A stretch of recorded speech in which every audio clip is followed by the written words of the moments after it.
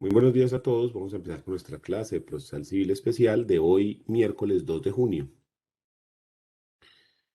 En la sesión anterior concluimos el proceso liquidatorio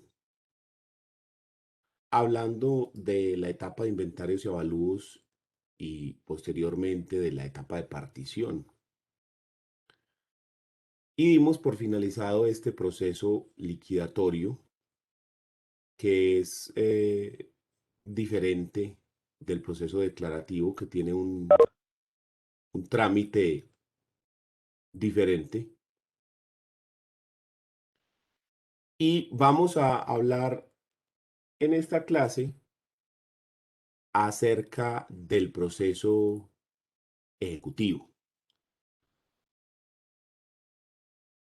Ya habíamos mencionado en sesiones anteriores el proceso declarativo y como les mencioné en la última terminamos el proceso liquidatorio. Entonces vamos a hablar un poco del proceso ejecutivo. La finalidad de un proceso ejecutivo es cobrar una obligación que se encuentra en un título ejecutivo. Un título ejecutivo es un documento que contiene una obligación clara, expresa y exigible.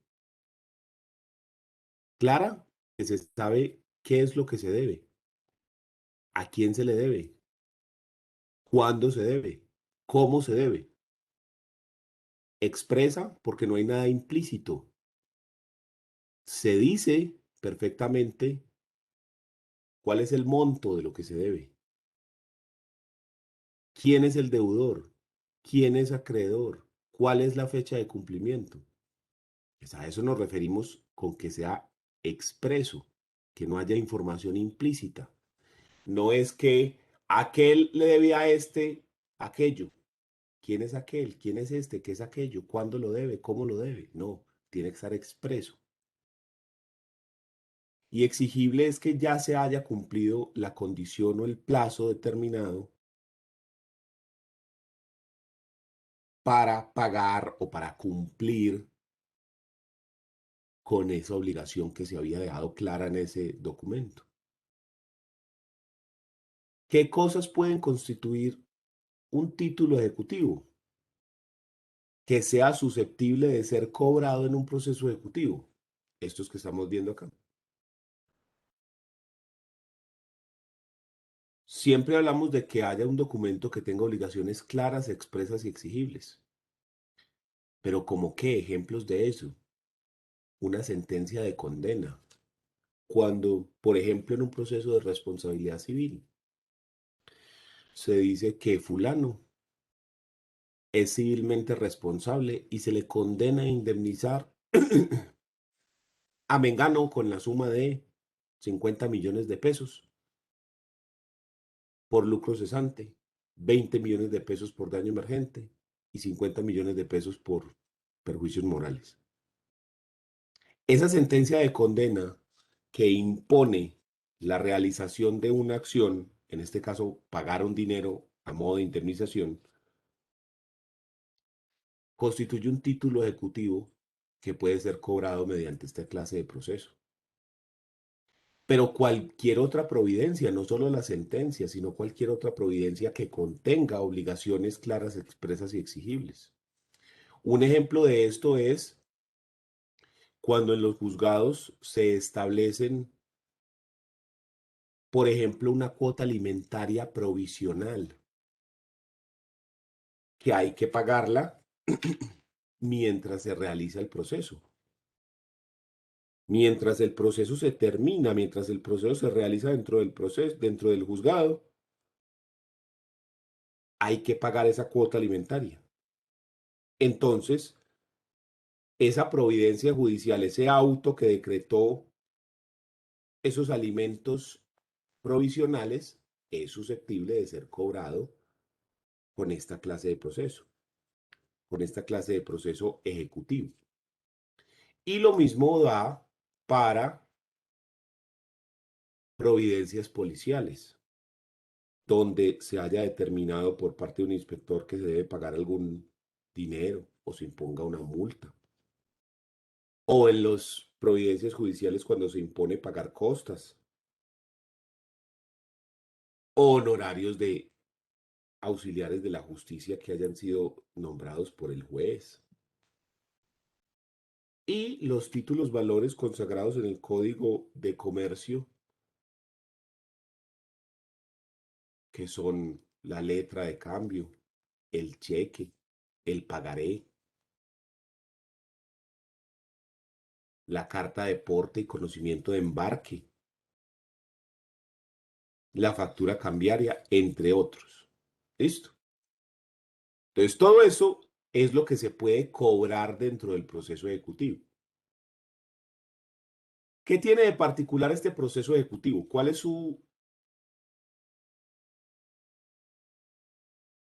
característica diferencial de los dos que hemos visto? La principal característica que yo podría decir es que este proceso ejecutivo, como ven acá en este esquema, si la persona propone excepciones de mérito, básicamente se transforma en un verbal, porque es necesario realizar la audiencia de instrucción y juzgamiento del proceso verbal, que ya sabemos cuál es esa audiencia y cómo se realiza. Pero si no hay excepciones de mérito, de una vez el proceso pasa a sentencia. Pero a diferencia de los procesos anteriores, la sentencia no es el final del proceso. La sentencia es la mitad. Porque después de la sentencia sigue la ejecución, el cobro efectivo de la obligación.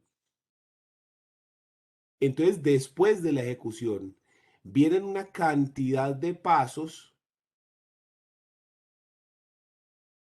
hasta que al final uno puede decir que hay un pago o cumplimiento de la obligación. ¿Sí? De la audiencia de remate vendría el pago o cumplimiento de la obligación. Entonces, una de las características principales de este proceso es esta particularidad que tiene. Si hay excepciones de mérito, se transforma en verbal porque hay que hacer la audiencia de instrucción y juzgamiento. Pero una vez proferida la sentencia, el proceso no se acaba, sino que el proceso continúa con la etapa más importante que es la ejecución para efectivamente lograr el cumplimiento o pago de la obligación por la cual se está demandando. Entonces, este proceso, a diferencia de los otros, y yo creo que no hay ningún otro proceso en otra jurisdicción en el que la sentencia sea la mitad del camino, no el final. Otra particularidad que tiene la encontramos acá arriba, y es que el proceso ejecutivo no tiene autoadmisorio, sino que el autoadmisorio lo vamos a denominar mandamiento ejecutivo, donde el juez da la orden de que se cumpla con la obligación, diferente al autoadmisorio. Cumple los mismos efectos, pero el auto en sí es diferente. El contenido del auto es diferente, porque aquí contiene un mandato, ¿sí? Una orden del juez de que se cumpla con la obligación que está contenida en ese título ejecutivo que ya vimos, ¿sí? Entonces, miren que este proceso tiene varias circunstancias bien particulares, como eso que mencionamos de que se puede transformar en proceso verbal. O que la sentencia es la mitad del camino. O que no tiene auto admisorio, sino mandamiento ejecutivo. Dígame. Pero es cierto que este proceso solo es para obligaciones dinerarias. No, se puede cobrar para cualquier obligación que preste mérito ejecutivo. Es decir, que sea clara, expresa y exigible, lo que sea. Ah, Pueden pero, ser obligaciones de dar, de hacer y de no hacer. ¿Cómo? ah, sino que como el ejemplo que siempre nos ponen de un dinero, me entró como la duda, claro. No, se puede cualquier cosa. Obligaciones de dar, de hacer y de no hacer. Cualquier tipo de obligación. Lo que pasa es que el más común es el proceso ejecutivo para cobrar obligaciones contenidas en el pago de dinero. Pero también puede ser obligaciones de hacer, como suscribir documentos. O puede ser obligaciones de no hacer. Y más adelante miramos cómo se hace la ejecución en ese evento. Porque en este punto, en este esquema, está pensado también desde el punto de vista de que lo que se debe es dinero. ¿Sí? Entonces, la ejecución, esto de aquí para abajo, de este cuadro verde hacia abajo, está pensada desde que la obligación que se está cobrando es dar dinero. Otra particularidad que tiene este proceso es que la ejecución cambia dependiendo de cuál es la obligación que tenemos. Dependiendo de qué es lo que se esté cobrando, el proceso cambia. ¿Sí? Entonces, es un proceso que puede ser mutable, que puede cambiar mucho, porque ya puede cambiar a verbal, luego se da la sentencia y después de la ejecución puede cambiar dependiendo de lo que se esté cobrando. Entonces es un proceso bastante especial.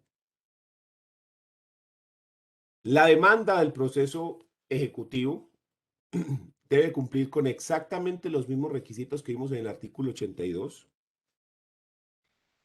No tiene, digamos, nada extraño, excepto que acá sí será necesario el fundamento estimatorio si yo estoy cobrando una indemnización o una compensación o estoy cobrando frutos o estoy cobrando mejoras. En esos eventos necesitaremos juramento estimatorio.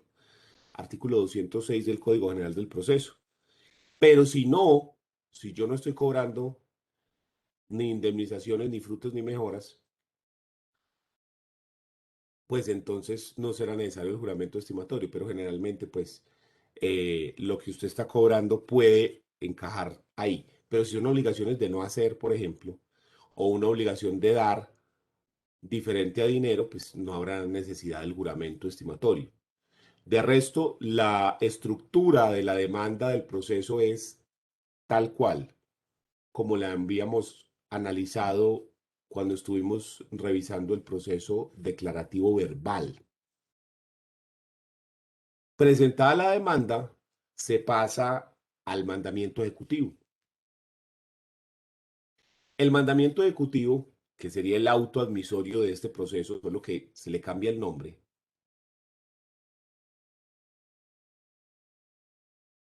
Además de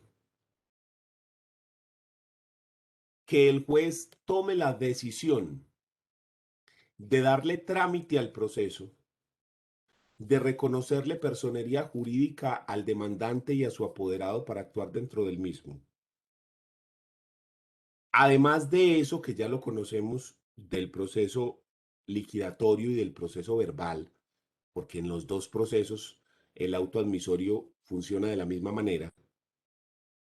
Este mandamiento ejecutivo tiene tres funciones adicionales. Sirve como requerimiento para constituir en mora, sirve para notificar la cesión del crédito y es la única oportunidad para atacar el título. ¿Cómo así? El primer punto, para cobrar una obligación dineraria,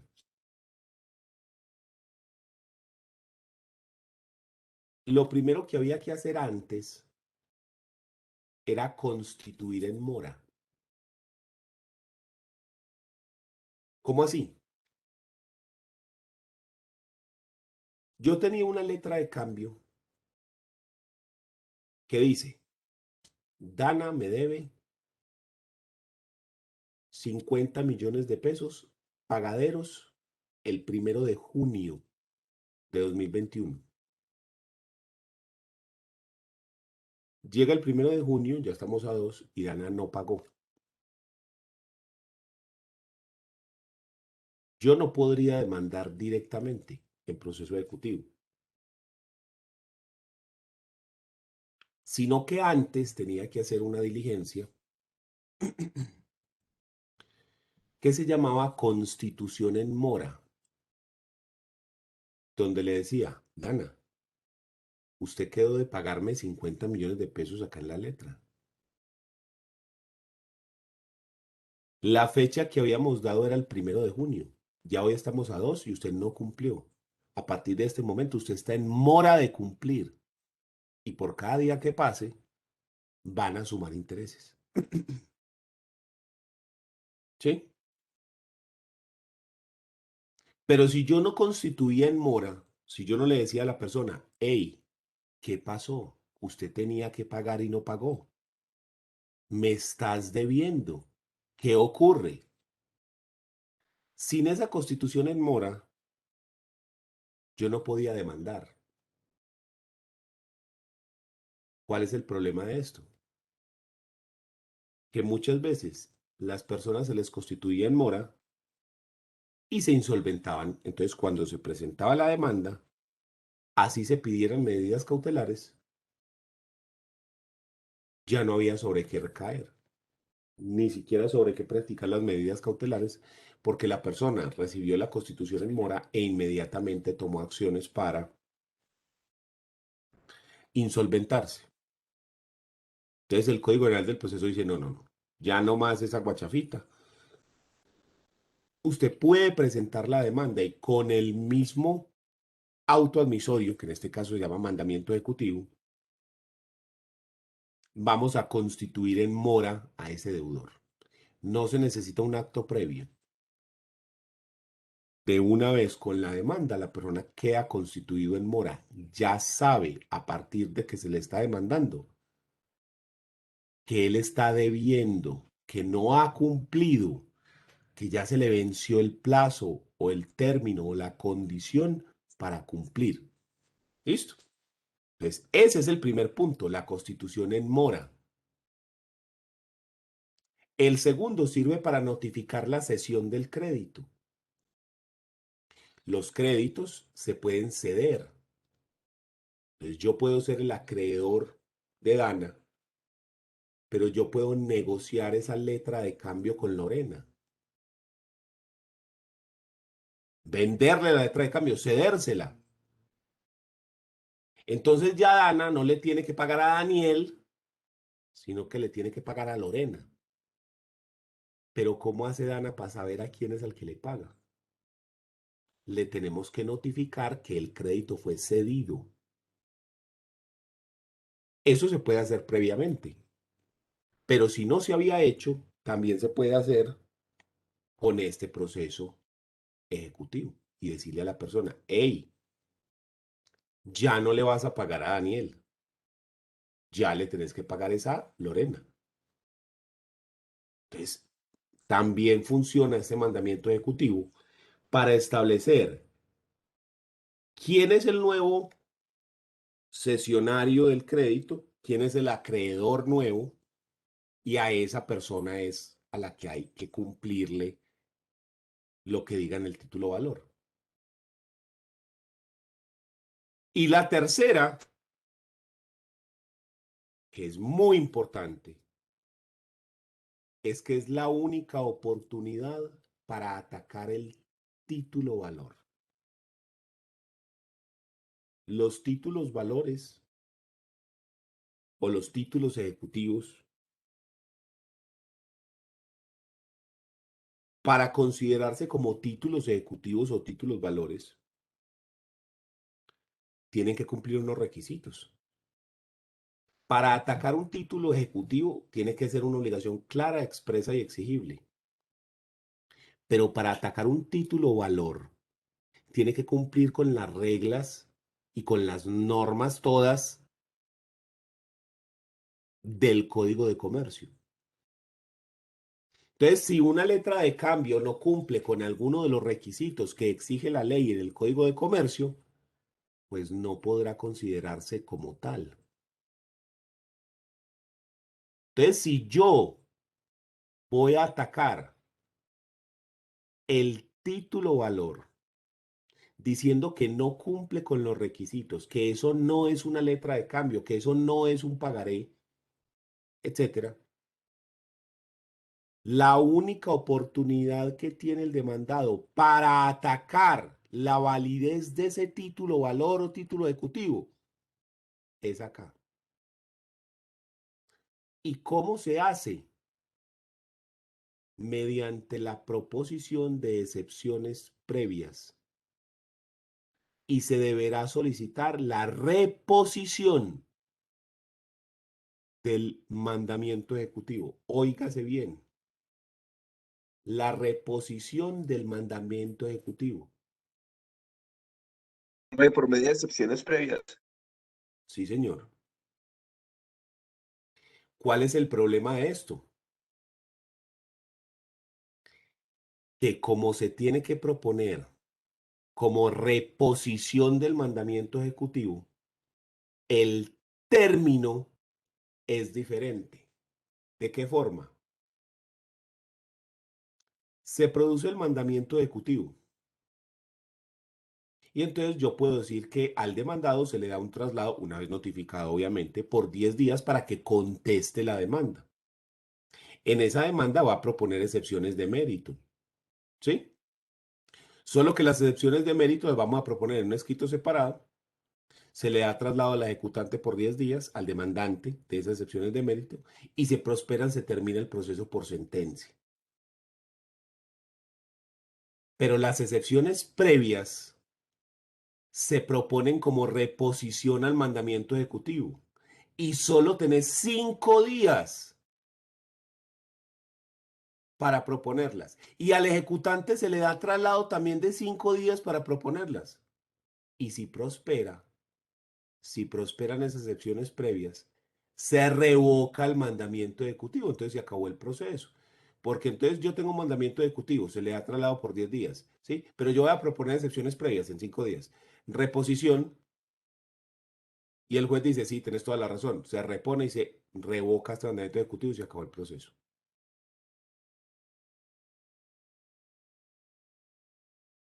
Y si yo propongo las excepciones de mérito, entonces ahí es donde se transforma en proceso verbal. Entonces hay que tener mucho cuidado con esto, porque si se van a atacar cualquiera de las causales por las cuales hablamos de excepción previa, o se va a atacar el título valor, los requisitos del título, debe hacerse como excepción previa. Pero este proceso tiene unas excepciones previas especiales. No son las excepciones previas normales que ya habíamos visto. Las excepciones previas que tiene este proceso son esas que ya conocemos del artículo 100, pero además le podemos agregar el beneficio de exclusión, ¿sí? Dentro de esta lista de excepciones previas que está dentro del Código General del Proceso. Ese beneficio de exclusión es una figura que está contemplada en el Código Civil para la fianza, en la cual el fiador tiene la opción de solicitar ese beneficio de exclusión para exigir que el acreedor antes de solicitarle el pago al fiador, tiene que haberle solicitado el pago al deudor original que éste no haya pagado, y en ese evento sí se puede mandar al fiador. Se llama Ay, profe, beneficio disculpe, de ¿puedo volver a expresión. repetir eso que no lo entendí? Esto es para el fiador. Si yo soy tu fiador, Miguel Ángel, y vos debes el arriendo de la casa, por decir algo, entonces me demandan porque vos no pagaste, me demandan a mí. Yo digo, no, no, no, momentico, momentico, momentico. Primero demande a Miguel Ángel, que él es el deudor original. Si Miguel Ángel no paga, ahí sí me puede llamar a mí como fiador. Porque la figura del fiador es un garante de que el otro no paga. Si ese otro no paga, yo pago por él. Esa es la figura del fiador. El problema fue que a las entidades crediticias, sobre todo, no les interesa esto. Porque mientras que Bancolombia está demandando a Miguel Ángel, como yo sé que Miguel Ángel no tiene para pagar eso, ¿qué hago yo como fiador? Me insolvento, me quedo sin un peso, lo vendo todo o lo dono, me quedo sin nada. Y cuando Bancolombia vea que no le puede cobrar a Miguel Ángel porque no tiene con qué, y viene y me demanda a mí, yo ya no tengo nada. Por eso es que ya la figura del fiador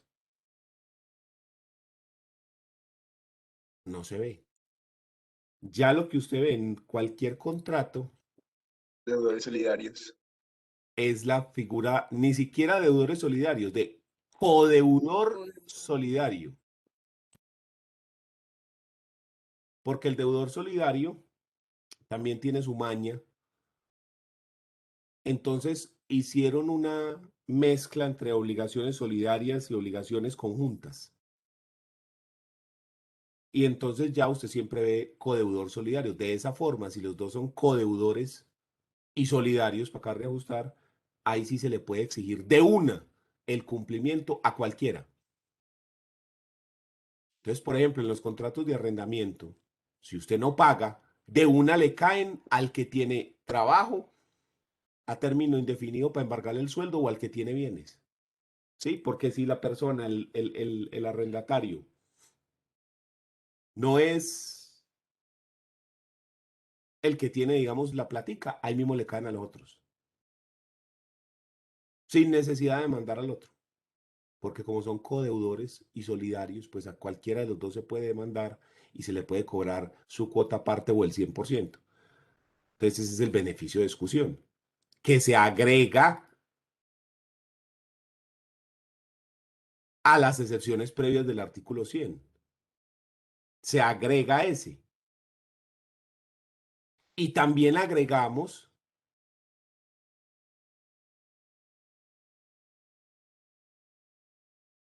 lo que estamos diciendo, lo que estamos aduciendo del título valor, que el título valor no cumple con ese requisito exigido por la ley.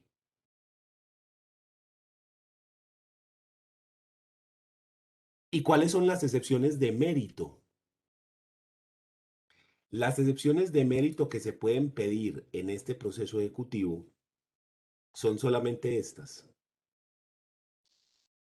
Únicamente se pueden proponer como excepciones de mérito estas, no toda la lista que habíamos visto en el verbal, solo estas. Pago total o parcial, compensación, confusión, novación, remisión o condonación de la deuda,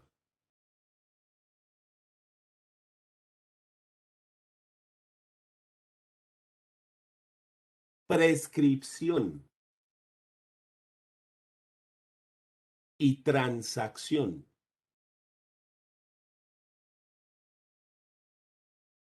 Estas son las excepciones de mérito que se pueden proponer dentro del proceso ejecutivo. Si usted no tiene ninguna de estas, no me puede proponer. Son solo estas. Y aquí es donde ocurre la otra particularidad del proceso. Y es que si usted propone dentro de este traslado las excepciones de mérito,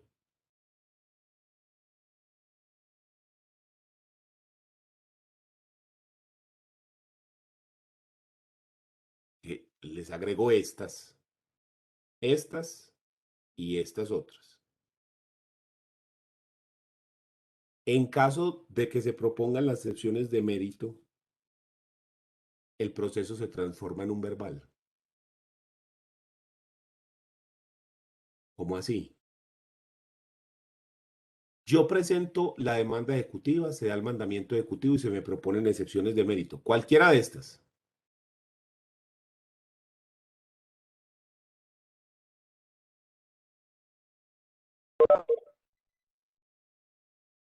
Y entonces debo realizar la audiencia de instrucción y juzgamiento del proceso verbal.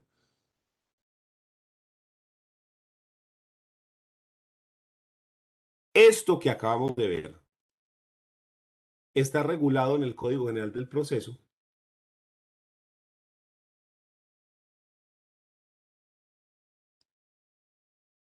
a partir del artículo 422.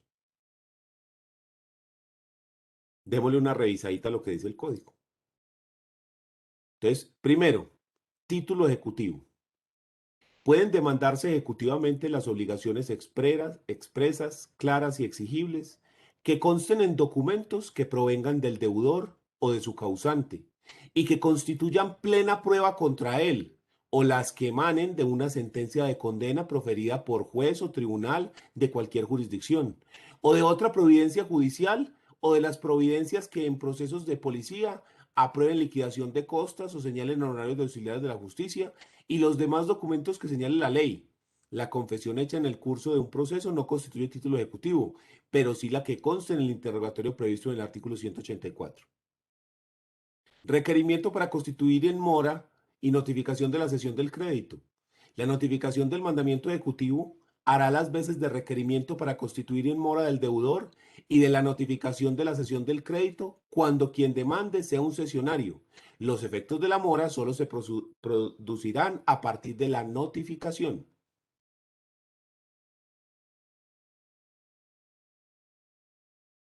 Y entonces acá está la regulación del mandamiento ejecutivo. Miremoslo, artículo 430. Presentada la demanda, acompañada de documento que preste mérito ejecutivo, el juez librará mandamiento ordenando al demandado que cumpla la obligación en la forma pedida, si fuere procedente, o en la que aquel considere legal. Los requisitos formales del título ejecutivo solo podrán discutirse mediante recurso de reposición contra el mandamiento ejecutivo. No se admitirá ninguna controversia sobre los requisitos del título que no haya sido planteada por medio de dicho recurso. En consecuencia, los defectos formales del título ejecutivo no podrán reconocerse o declararse por el juez en la sentencia o en el auto que ordene seguir adelante la ejecución, si fuera el caso. Cuando como consecuencia del recurso de reposición el juez revoque el mandamiento de pago por ausencia de requisitos del título ejecutivo, el demandante dentro de los 5 días siguientes a la ejecutoria del auto podrá presentar demanda ante el juez para que se adelante proceso declarativo dentro del mismo expediente sin que haya lugar a un nuevo reparto. Y el juez se pronunciará sobre la demanda declarativa. ¿Esto es para qué? Si mi título no cumple con los requisitos para hacer un título ejecutivo, entonces, ¿qué me toca hacer a mí? Demandar en proceso declarativo para que el juez constituya el título con la sentencia. Para que el juez diga, vea, usted lo que se le debe es esto y se quede constituido el título. Entonces esa persona dentro de los 5 días siguientes al auto que revocó el mandamiento de pago puede solicitarle al juez que inicie ese proceso declarativo al mismo juez para que éste dé una sentencia que sí constituya el proceso declarativo. Perdón, sí constituya el título ejecutivo. Vencido el plazo previsto en el inciso anterior, la demanda podrá formularse en proceso separado. De presentarse en tiempo la demanda declarativa en el nuevo proceso, seguirá teniendo vigencia la interrupción de la prescripción y la inoperancia de la caducidad generados en el proceso ejecutivo.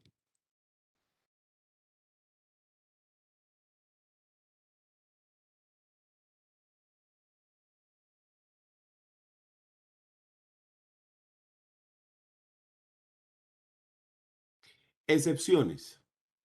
Artículo 422.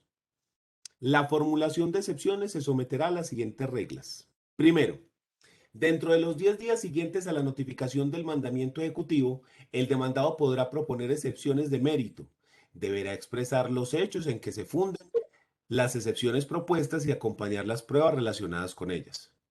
Cuando se trate del cobro de obligaciones contenidas en una providencia, conciliación o transacción aprobada por quien ejerza función jurisdiccional, solo podrán alegarse las excepciones de pago, compensación, confusión, novación, remisión, prescripción o transacción, siempre que se basen en hechos posteriores a la respectiva providencia, la nulidad, la de nulidad por indebida representación o la de falta de notificación o emplazamiento y la pérdida de la cosa que se debe. Esas son las que se pueden proponer. Estas son, ¿sí? El beneficio de exclusión y los hechos que configuren excepciones previas deberán alegarse mediante reposición contra el mandamiento de pago. De prosperar alguna que no implique la terminación del proceso, el juez adoptará las medidas respectivas para que el proceso continúe o, si fuera el caso, concederá al ejecutante el término de 5 días para subsanar los defectos o presentar los documentos omitidos, so pena de que se revoque la orden de pago, imponiendo una condena en costas y perjuicio. Trámite de las excepciones. El trámite de excepciones se sujetará a las siguientes reglas. De las excepciones de mérito propuestas por el ejecutante se correrá traslado, por el ejecutado se correrá traslado al ejecutante por 10 días, mediante auto para que se pronuncie sobre ellas y adjunte o pida las pruebas que pretende hacer valer. Surtido el traslado, el juez citará la audiencia prevista en el artículo 392, que es la audiencia de instrucción y juzgamiento del proceso verbal. Entonces, por eso es que decimos que este proceso se transforma en un verbal. Cuando se trate de procesos ejecutivos de mínima cuantía o para audiencia inicial y de ser necesario para la instrucción y juzgamiento, como lo disponen los artículos 372 y 373. Perdón, es acá, no es este, sino es estos. ¿Sí? Es este, es este. Es este. No, no es este 392, es este que está acá abajo. Disculpen, es un lapsus.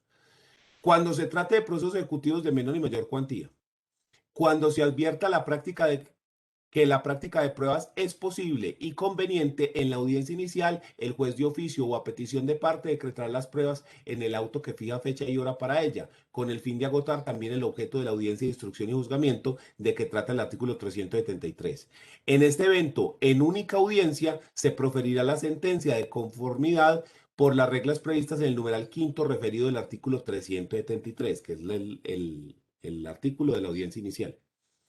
Tercero, la sentencia de excepción es totalmente favorable al demandado, pone fin al proceso, se acaba. En ella se ordenará el desembargo de los bienes perseguidos y se condenará al ejecutante a pagar las costas y los perjuicios que aquel haya sufrido con ocasión de las medidas cautelares y del proceso. Si las excepciones no prosperan o prosperan parcialmente, en la sentencia se ordenará seguir en adelante con la ejecución en la forma que corresponda.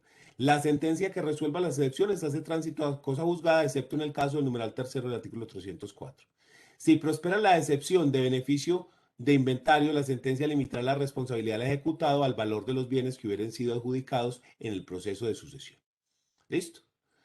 Entonces, ese es el primer punto en el cual tenemos varias cosas. Primero, que el mandamiento ejecutivo tiene 3 funciones, que es constituir en mora, ya no hay que hacerlo anterior a eso, sirve para notificar la cesión del crédito y es la única oportunidad para atacar el título valor. Se ataca el título valor mediante la proposición de excepciones previas como reposición al mandamiento ejecutivo, para lo cual hay 5 días. Luego, si no hay excepciones previas, o si además de las excepciones previas se van a proponer excepciones de mérito, debe hacerse dentro de los 10 días siguientes a la notificación del autoadmisorio y se hace dentro de la contestación de la demanda. En caso de que se propongan las excepciones de mérito, que ya vimos cuáles son, el proceso se transforma en un verbal y habrá que realizar la audiencia inicial y la audiencia de instrucción y juzgamiento. Audiencias que ya le hemos visto. Todo esto está sacado de ese artículo 443, numeral segundo, cuando dice que se deberán hacer acá abajo las audiencias 372 y 373 del Código Penal del Proceso. Es decir, esta audiencia que ya la hemos visto, la audiencia inicial, donde se resuelven las excepciones previas, se pueden practicar pruebas de excepciones previas en caso de que sean necesarios, se abre etapa de conciliación, se hace el control de legalidad, se practican las pruebas, se da alegatos por 20 minutos y se dicta sentencia. O la audiencia de instrucción y juzgamiento, donde hay fijación del litigio, práctica de pruebas, interrogatorio a peritos, declaración de testigos, exhibición de documentos, las demás pruebas que se hayan decretado. Se dan los alegatos de conclusión a cada una de las dos personas, al demandante y al demandado se le da para que eh, aleguen de conclusión. El juez puede decretar un receso de hasta 2 horas si lo considera necesario para poder constituir o construir la sentencia de manera oral.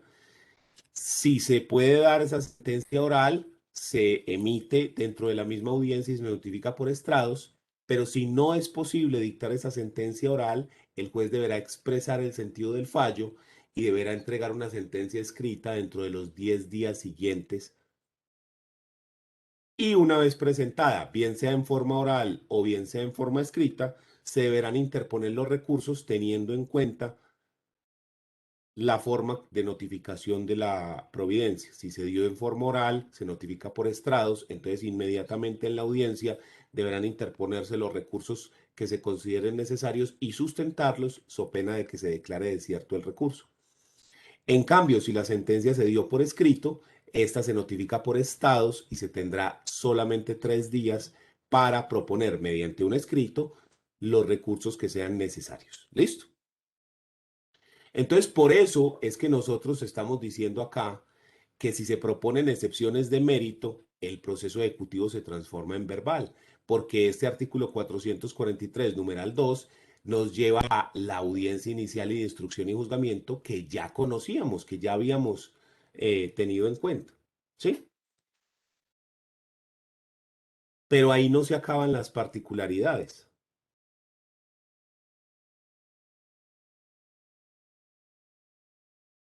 Lo mejor que tiene este proceso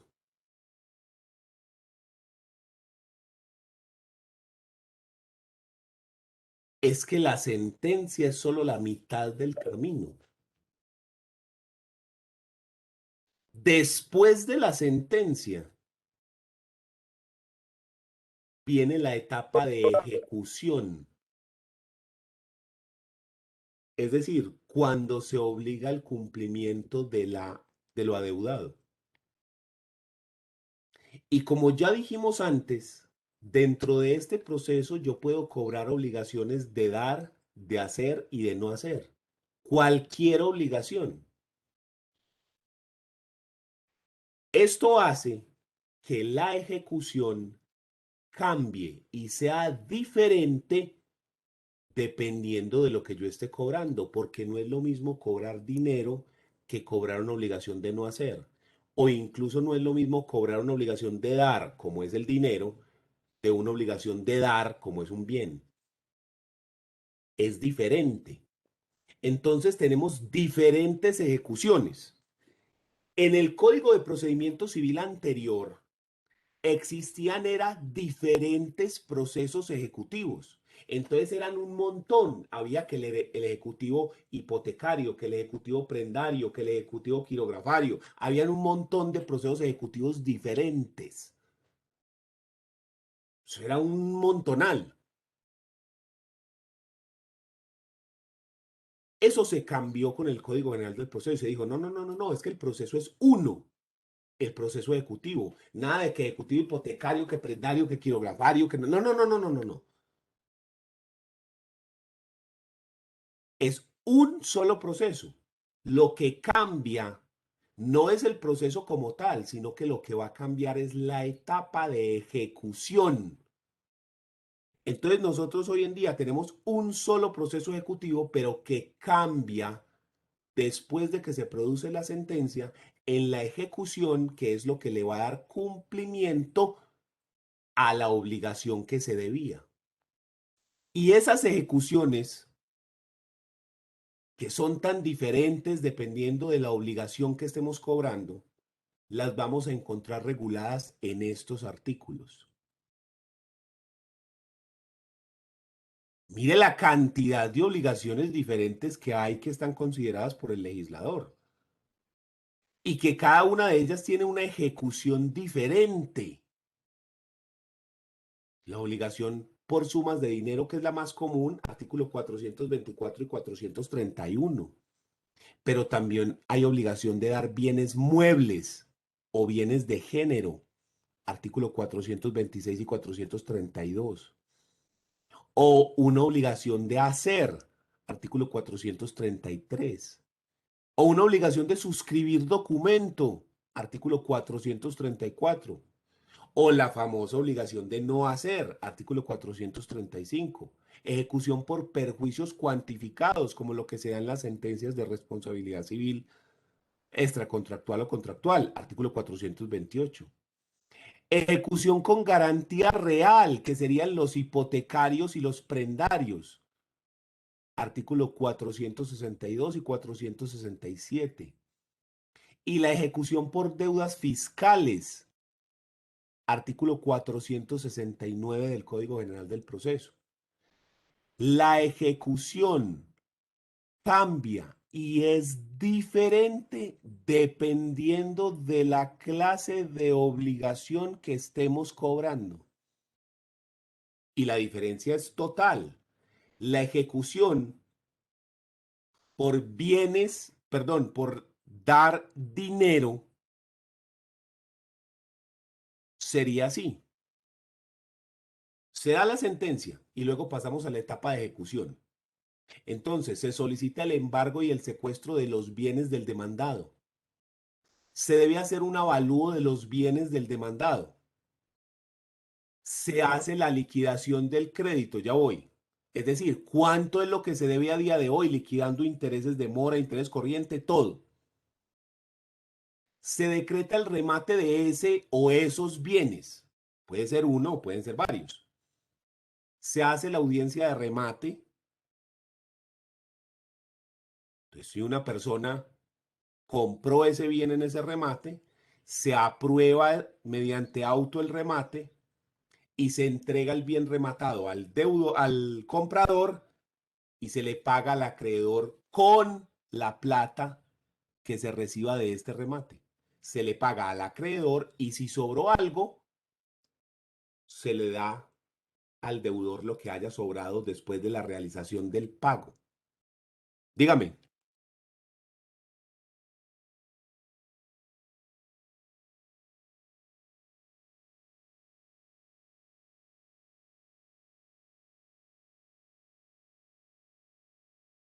¿No me iban a preguntar algo?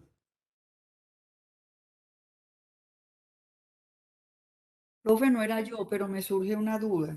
Dígame. Cuando se presenta la demanda del proceso ejecutivo, no es en ese momento que se piden las medidas cautelares. Sí, sí, sí. O sea, generalmente yo puedo pedir la medida cautelar cuando se presenta la demanda. Pero si por cualquier circunstancia no lo hice, por lo que sea, yo tengo una segunda oportunidad para pedir esa medida cautelar, que es después de la sentencia. Ya, Pero esto es clave porque para poder hacer esto, para poder rematar los bienes tienen que estar embargados y secuestrados por el juzgado. Si los bienes no están embargados y secuestrados por el juzgado, no se puede rematar. Entonces, O usted lo pide al principio o usted lo hace aquí después de la sentencia, pero los bienes tienen que estar embargados y secuestrados para poder hacer el remate, si no, no se puede. En el caso de obligaciones dinerarias, ¿listo? Esto es de que se Listo, deba profe. plata, Listo, gracias, profe. pero esta ejecución que estamos viendo acá, la ejecución esta por sumas de dinero, es totalmente diferente, por ejemplo, a la de suscribir documento que está en el 434. Venga, miremos a ver cómo es esa ejecución. Entonces vámonos para el Código General del Proceso y cogemos el 434.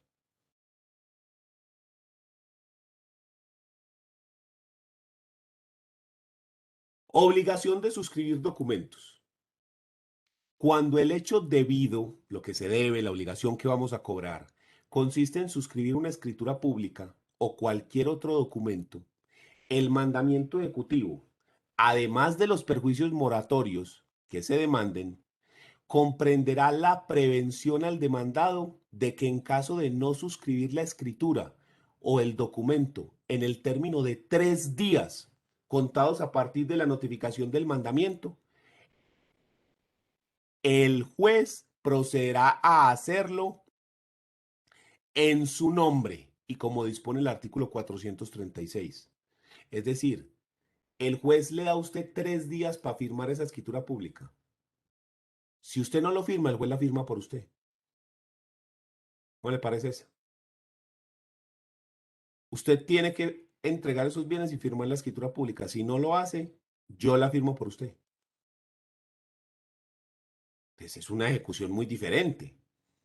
Cuando la escritura pública o el documento que deba suscribirse implique la transferencia de bienes sujetos a registro o la constitución de derechos reales sobre ellos, para que pueda dictarse mandamiento ejecutivo será necesario que el bien objeto de la escritura se haya embargado como medida previa y que se presente certificado que acredite la propiedad en cabeza del ejecutante o del ejecutado, según el caso. El ejecutante podrá solicitar en la demanda que simultáneamente con el mandamiento ejecutivo se decrete el secuestro del bien y si fuera el caso su entrega una vez registrada la escritura.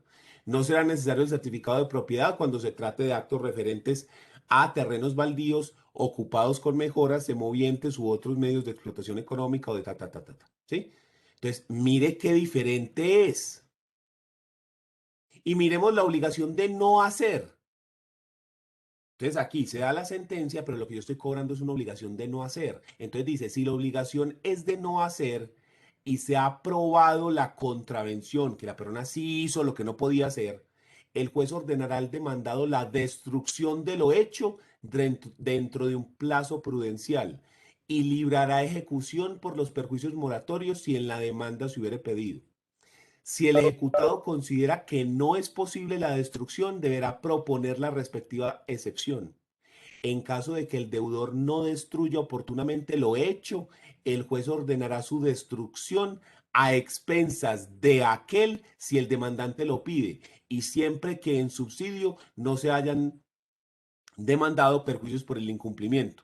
Para este efecto podrá el juez requerir el auxilio de la fuerza pública y en cuanto sea pertinente aplicará lo dispuesto en el artículo 433. Que usted construyó donde no se podía construir, entonces haga el favor y destruya lo construido, men.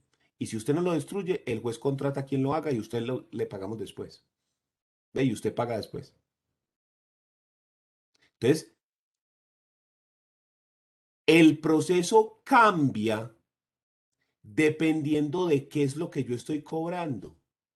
Entonces, mire, por obligaciones alternativas, ejecución por perjuicios, por obligación de no hacer y por obligación condicional, ¿sí? Ejecución por obligaciones de dar o de hacer, por sumas de dinero. Entonces, dependiendo del cobro, dependiendo de la obligación que estoy cobrando, mejor dicho, la etapa de ejecución se modifica para poder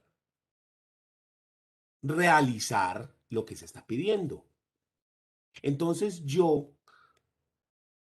en vez de tener 50 procesos ejecutivos diferentes, lo que tengo son varios procesos ejecutivos, perdón, varios tipos de ejecución, pero un solo proceso.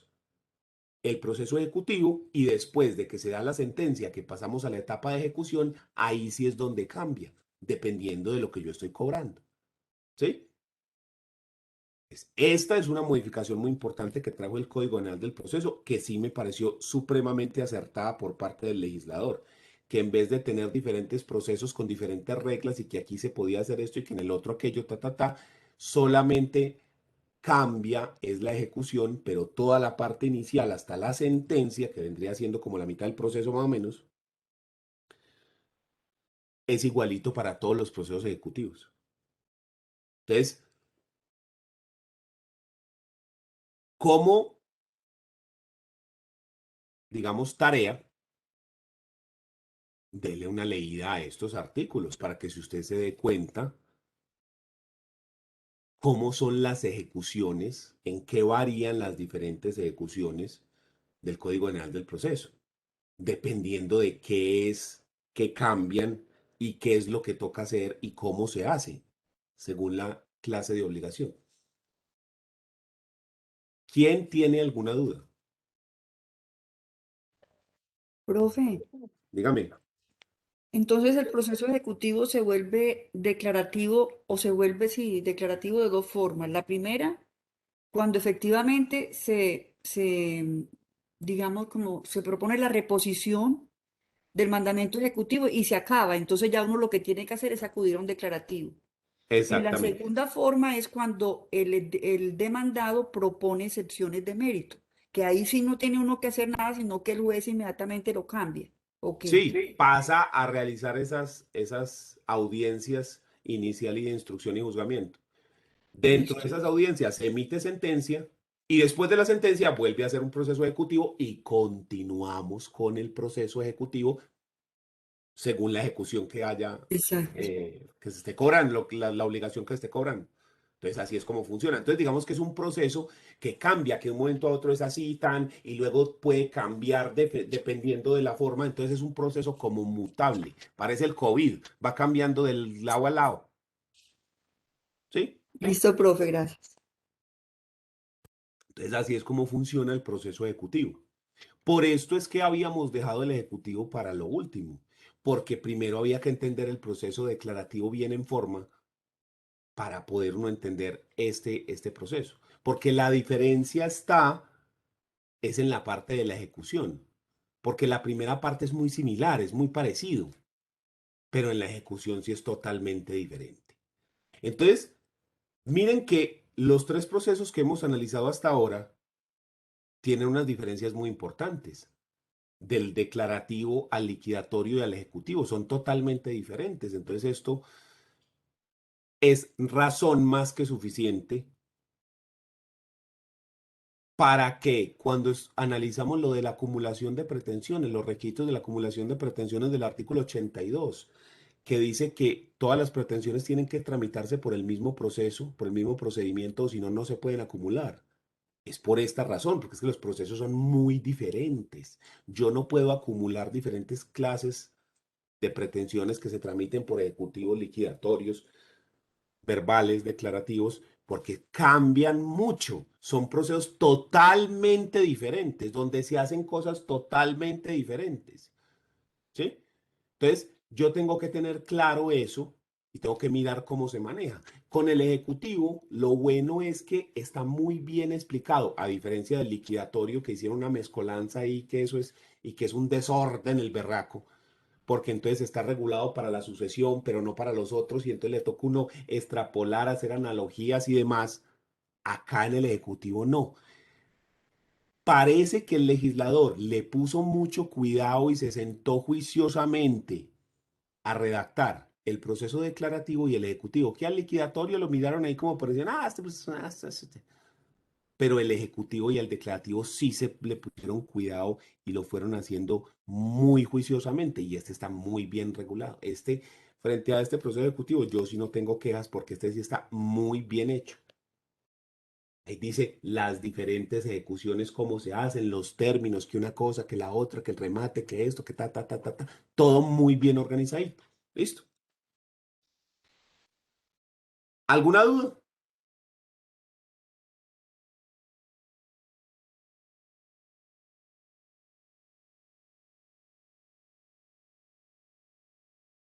Entonces, por último, y ya para ir finalizando la materia, vamos a mencionar el proceso de jurisdicción voluntaria, regulado en el artículo 577 y siguientes del Código General del Proceso. Este proceso de jurisdicción voluntaria, lo primero que tenemos que decir es que no debería ser un proceso, sino un mero trámite. ¿El artículo es, profe? Perdón. 577 y siguientes. Porque en este proceso no hay demandado. Esa es su característica principal, que no tiene demandado. Esto es una mera solicitud al juez para que el juez decida frente a la solicitud propuesta. Pero no hay demandado, no hay contestación de la demanda. Es simplemente una solicitud.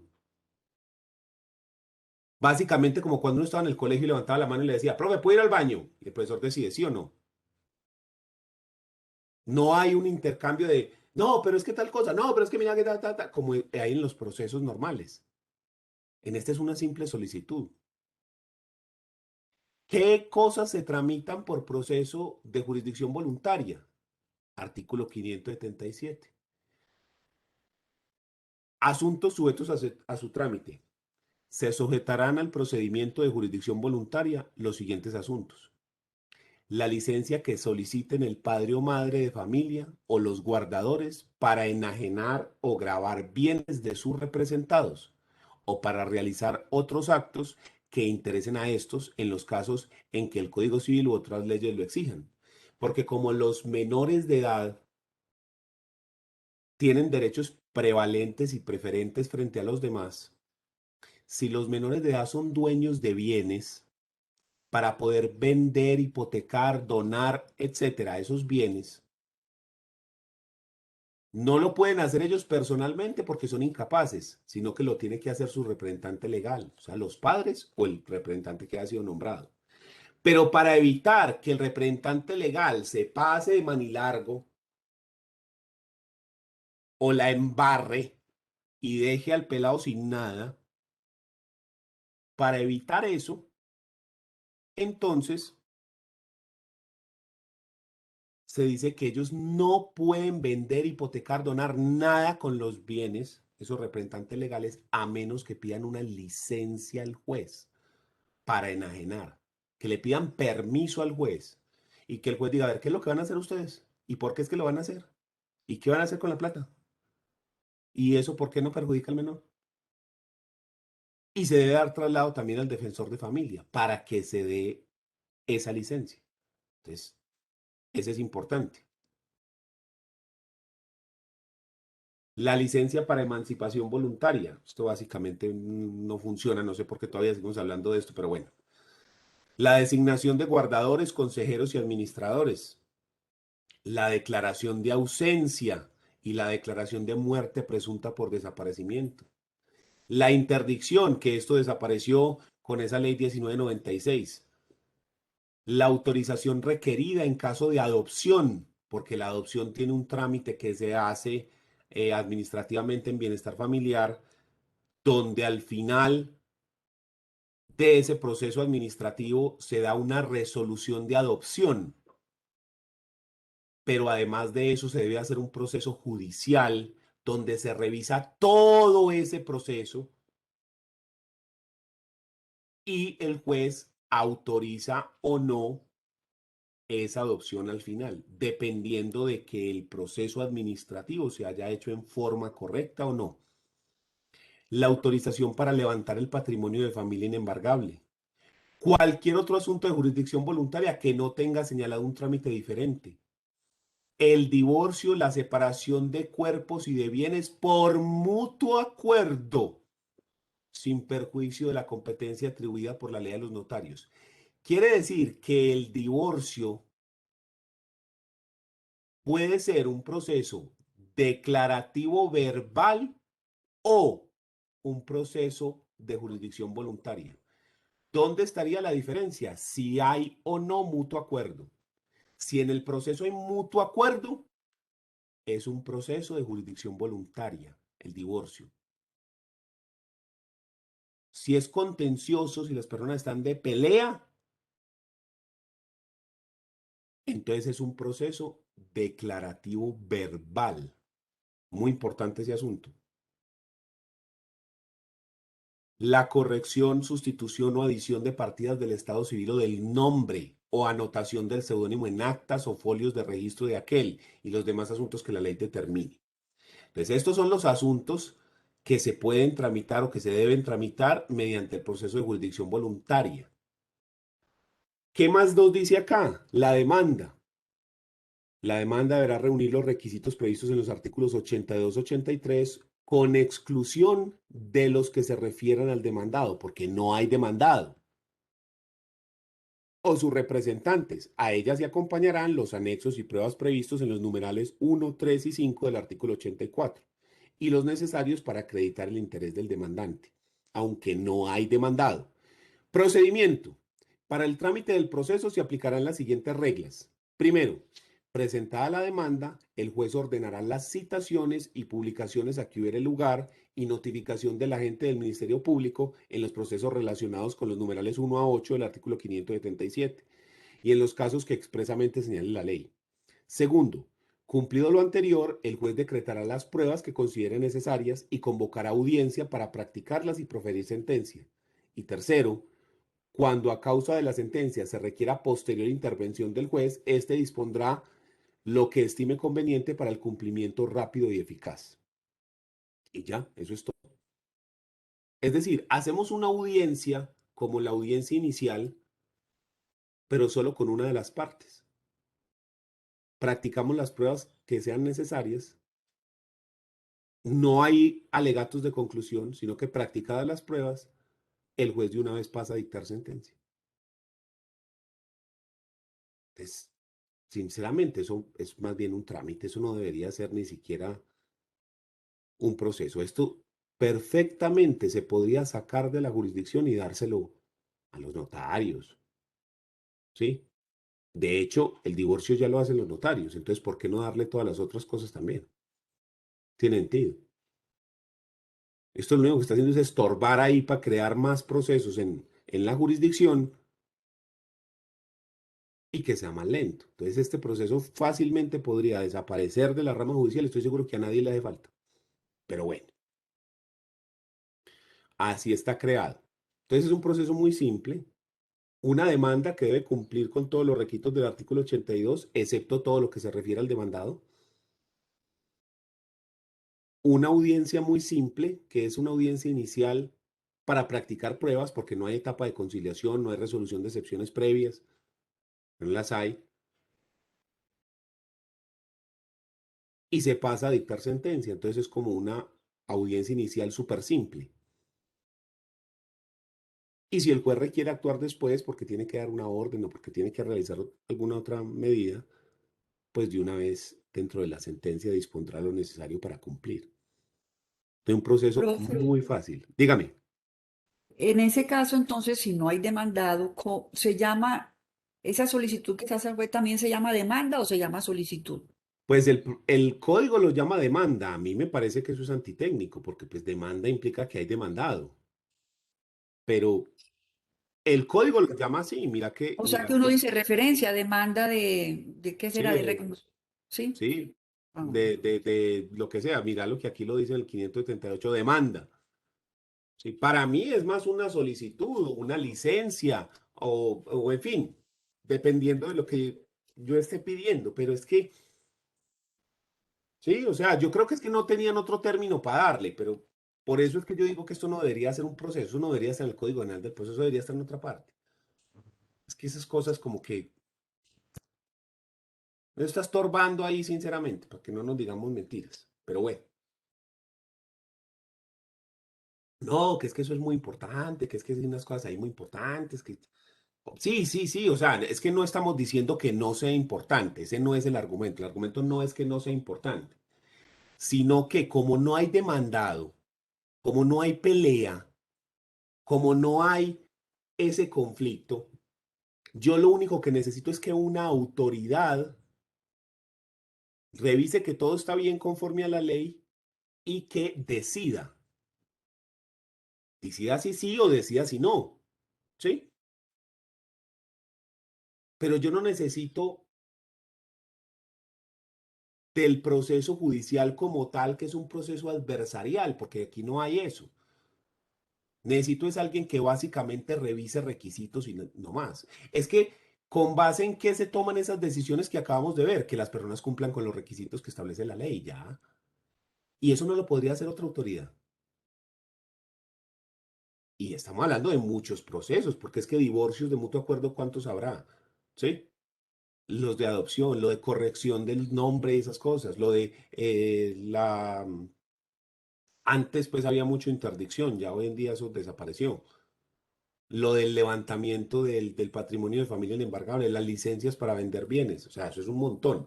Hay muchos de ahí que sí son ya dentro del juzgado, dentro de la notaría, que se pueden realizar, ¿sí? Pero lo que yo digo es, si ya tenemos al notario haciendo eso, como el divorcio de mutuo acuerdo, la licencia para enajenar bienes de menores de edad también se puede hacer en notaría. El levantamiento del patrimonio de familia inembargable, ¿para qué se lo dejamos al juez? ¿Para congestionar más?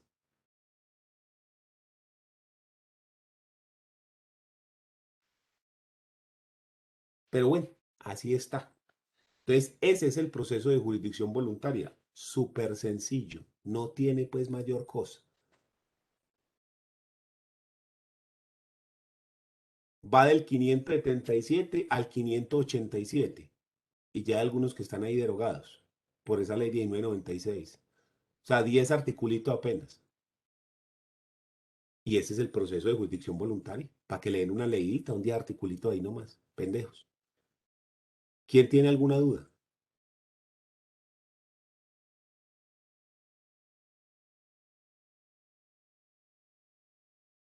Bueno, entonces con eso damos por terminado este tema y damos por terminada entonces la materia este semestre.